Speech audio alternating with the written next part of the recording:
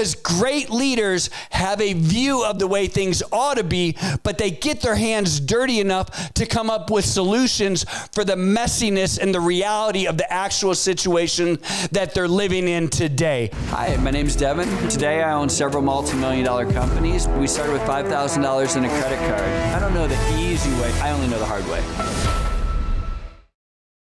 Hey everyone, welcome to the Whiteboard Entrepreneur Podcast, where I give straightforward advice to fuel the entrepreneur in all of us.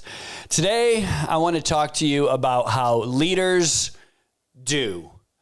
Leaders do. And I think this is very important because oftentimes, as a leader, entrepreneur, someone pursuing your dreams, anyone out there that's hustling and really trying to do something great with their lives, most of us have a view of the way that the world should be, right? We have this kind of very idealistic view, whether that comes to, whether it comes to the way our relationships are, our families should be, the way our work should be run, the way, the team should be coached.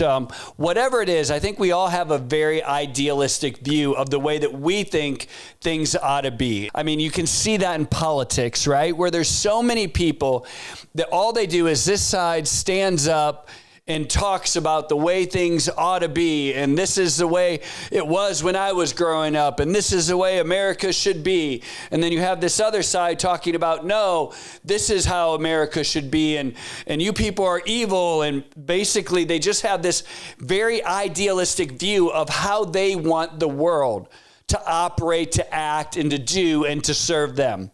And I think we all kind of have these type of views, right? So like if you're raising kids, I think, a lot of parents read, these parenting books, right? And they're like, oh, that's the way I'm going to raise my kid. And so they read this book and they're like, well, by the time they're 16 years old, they should have a job and they should be involved in 2 sports and they should be on the honor roll and they should be in Spanish club. And this is how I'm going to raise my kids. And I'm going to tell them I give them one warning. And after that, then there's discipline and all of these books on how to raise your kids, right? And we read these books and it's good, right? It's good to have advice. It's good to have an ideal of how you want to attack life. However, at some point, the reality of life hits, right? At some point, and God forbid, but your kid, maybe it's not quite going that way. Maybe they're struggling in school. Maybe, they're going through a wild streak and they're rebellious. And instead of doing sports and getting the honor roll, they're in the basement smoking weed. And now you have to adapt to how you want to raise your kids that's, the book doesn't quite cover. It's like, idealistically, this is how I want to raise my kids. This is what I believe, but how do I deal with life now? And so I'm a coach, right? And I have my idealistic view of the way my season should go. And I'll tell a story right now. We're in the middle of a situation where the way that the whole season works in the fall in Arizona is there's a strange overlap between sports, right? And so one season overlaps into the other season. And if people make the playoffs and they make it all the way, basically, they finish playoffs on one day and they start a game the next day. However, that means that, unless your kids go through protocol and clearance and everything, you have people that actually are not even playing in the first game. And so the way we've resolved this in the past is there's people come to practice, they observe, but basically they're getting practice time and all this and that. It doesn't matter. Anyways, the point being is that there's myself who has one view of the way it should be done, and someone that I really respect as well, that he has a view of the opposite way it should be done. And we both are like, no, this is the way, this is the right way, right? This is the best for culture. And I'm saying, no, this is the best for culture. And we both have these opposing views, and we could both stand up on our soapbox and say all of these great, inspiring things about why we're right, and each one of us independently be right. Like we could independently be right in our idealistic view of the world.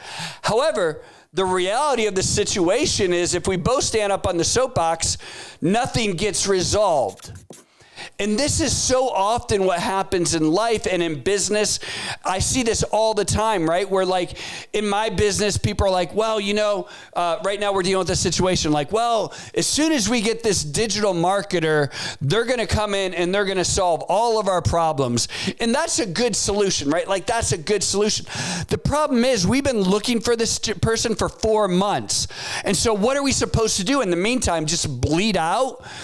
Or are people going to stand on their soapbox and go, no, the answer is we need a digital marketer. And I'm like, yes, I agree. I'm not saying that is wrong, but the reality of the situation is today we're losing money. And this is how we become impotent so often in business and pursuing our dreams.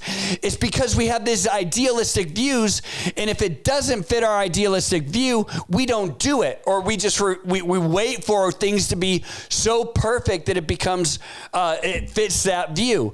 And I know that I've seen this. I've seen this with people in parenting. I've seen it in dealing with relationships, and I have definitely seen it in business, where we sit back and we wait for things to be perfect. We wait until that perfect hire comes through the door. We wait until all of a sudden our org chart is perfect. We expect things to be perfection instead of dealing with the reality and the sloppiness of the situation. If you think about politics, I honestly don't think either side is really looking for a solution. All they want to do is say, this is right, or this is white, and this is black, and people want to argue over that instead of saying, hey, let's get together and let's solve a problem. And I believe that a good leader will have a view of the world. They will have an idealistic view of the way they want their company. They will have an idealistic view of the way they want their team. Like, I would love to have a striker who's fast and both-footed. I would love to have a left wing who can make every cross land right on the PK. I'd love to have 2 center backs that are 6'4" and run 4.240s, right? Like, that's my idealistic view of what I want for my soccer team. However, the reality is what you're given. And that's the reality of the situation.